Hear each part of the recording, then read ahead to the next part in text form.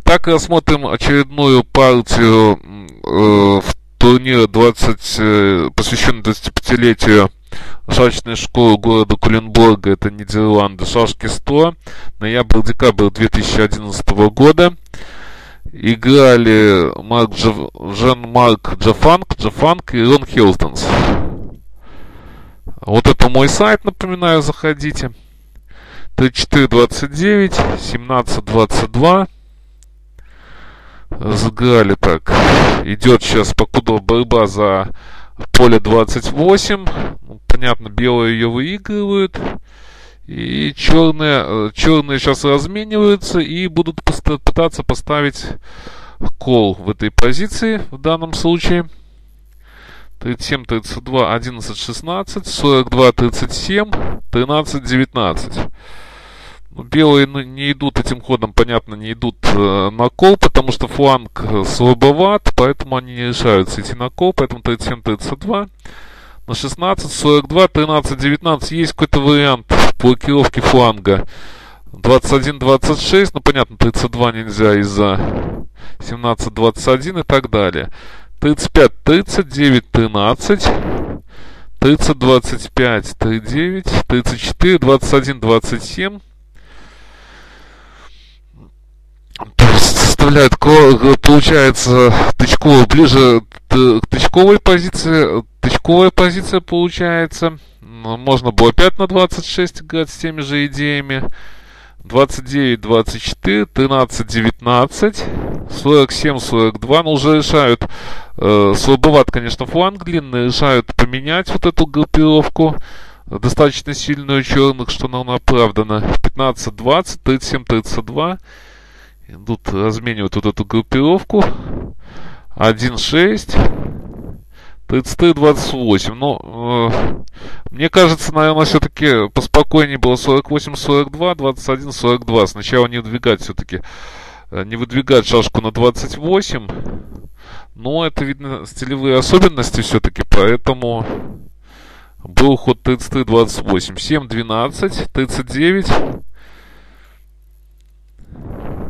48-42. Но вот казалось, что, конечно, посильнее позиция у черных. И где-то вот сейчас 18-22. Может, и не стоило сейчас 18-22 играть. Все-таки либо вариант из 19-23 есть, и потом каким-то образом 18-22, то есть не давать работать флангу белых. Возможно, что подождать 10-15 еще, что скажут в данном случае белые. 18-22 в данном случае, с одной стороны, фланг у белых вроде бы ослаблен, но ничего не видно, как его прорвать. То есть сил явно, во-первых, не хватает, и они усиливаются. Понятно, что укрепляют свой фланг белые. 34-29, вот такой, конечно, чуть-чуть неожиданный ход, сразу такой выпад резкий, и не бояться, в принципе, при случае могут быть, если удачно перевести шашку на 22 связки, то есть, не бояться, видно, все рассчитали, вот как получается по ходу партии, в принципе, достаточно неплохой ход был. 38-32, возможно, 4-9 и так далее, тоже возможен вариант был, то есть не 34-29, но он так, своеобразные стилевые особенности, конечно. Но, судя по высоким местам на чемпионате мира, конечно, это все оправдывает себя, вот эти ходы.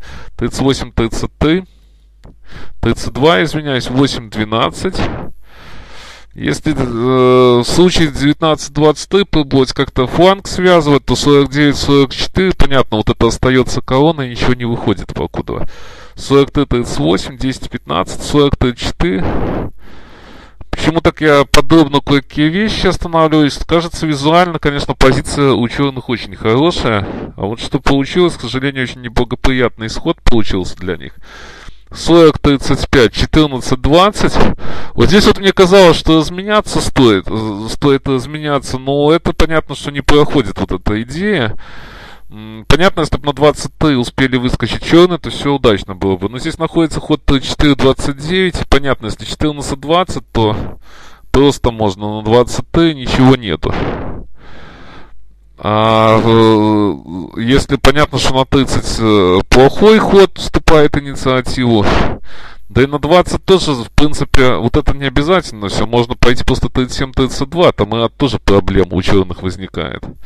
А если 13, допустим, 2-8, либо 13-18, понятно, что позиция совсем ничейная. То есть люди все-таки играют, достаточно хотят играть, как показывает ход в партии. И поэтому эти варианты, понятно, для них неприемлемы. 32-28. Вот тут, конечно, неожиданно этот ход видно был. И переход идет чуть-чуть, понимается, психологически даже. То есть перестроение совершенно в другую позицию. Психологически, наверное, мне кажется, черные поэтому и проиграли. Хотя, возможно, и цветнотные какие-то моменты были. То есть это уже потом выяснится, когда кто-то непосредственно участник турнира приедет и расскажет. 38, 32, 20, 25, 41, 31, 27. Вот здесь по этой позиции, конечно, 2-8. Здесь пошли 2-8. Куча вопросов возникает. Почему все-таки не отдали 25-30? Давайте попробуем в этом моменте разобраться. Есть два момента основных. Это 25-20. Вот 29 на 38 на 29.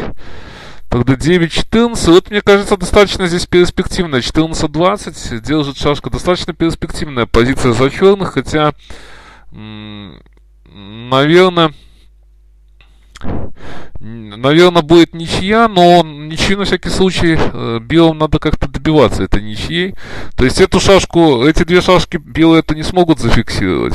Потому что ход есть 16-21. И шашка вовремя помочь может, успевает до 18 подойти на 22. А вот эти шашки, проблема с этими двумя шашками, потому что 20 в принципе их фиксирует. Поэтому мне кажется, что вот этот вариант был приемлем для черных. На всякий случай, то, что получили в партии, явно плохой ход был за черных. Но возможно, что они играли просто на выигрыш, и понятно, что позиция, я говорю, что казалось всю партию очень супер позицией, поэтому они просто не перестроились. Второй момент, 28-23, но в этом случае, даже вот если просто играть 18-22, понятно, что преимущество достаточно приличное у черных, и надо как-то белым пытаться сделать ничью, потому что все-таки шашка 36-я зависла, видите, а 24-я чисто фиксирует 25-ю и 35-ю. Поэтому вот этот вариант, мне кажется, очень перспективный был за черных, но где-то, видно, сразу не отмели этот вариант в связи с тем, что подумали, что где-то ничья. А вот 2-8, 28-22 и автоматически получили просто плохую позицию. 9-14, 33-28, здесь, допустим, 28-22 гистем хороший достаточно, понятно, на 30, уже 33-29 не разменяйся. 9-14, вот 35-30 здесь не проходит, к сожалению, всегда надо смотреть за этой идеей, 33-29, потому что 26-31 надо большинство 3 бить и бьют на 42. А вот здесь вот 33-28, дальше очень интересно, очень хорошо проведенный эндшпиль со стороны белых был. 35-30, 30-24, бой на 10. 40-45, 10 на 5. Ну, понятно, что ставить нельзя, потому что ловится на 28. 30-34 ходит. 5 на 28. Понятно, что опять ставить, опять ловится. Если, допустим, ну, понятно, ловится. Если на 40, то на 50. 13-19 отдают на 14. И вся идея здесь в чем? Что ставить, ну, мы позже чуть-чуть посмотрим. Ставить, в принципе, покудова нельзя. Допустим, вот эта вот идея постоянно держится на этом. Ставить нельзя, потому что на 4, то есть нападать надо дамку так расположить, чтобы она могла на 2 нападать шашки. То есть, чтобы нельзя было ставить. Чего, собственно говоря, этой стратегии придерживаются вот белые. 15 на 10, 19-24. Ну, опять вот на 50. Опять, если на 50 сейчас, почему напали именно, но на другого, возможно, что темпа хорошего. Темпа хорошего не было, если на 50, то есть если ставить, то на 45. 10-4, 29 на 18, 45 на 50. И вот это, наверное, не заметили, видно. момент. Очень красиво выиграли. Такая красивая, незаметная комбинационная идея. Ну и понятно, что с выигрышем. А вот надо было на 33 ходить. Тогда вот я, собственно говоря, такой вариант. Покуда вижу, что я продемонстрирую 4.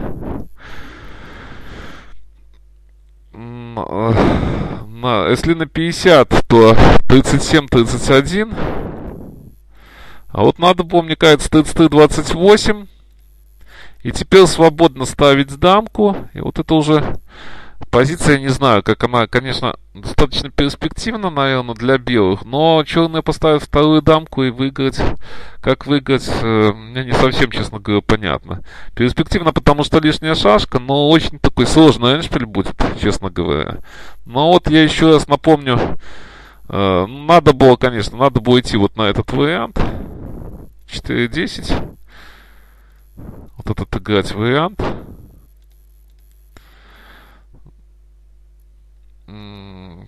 Понятно. Я вам еще раз напомню, как было, вот как ошиблись на 50, 27, ну и так далее. Вот эту позицию выиграли. Вот такая, на мой взгляд, очень интересная партия. Особенно концовка интересная получилась. С хорошими идеями.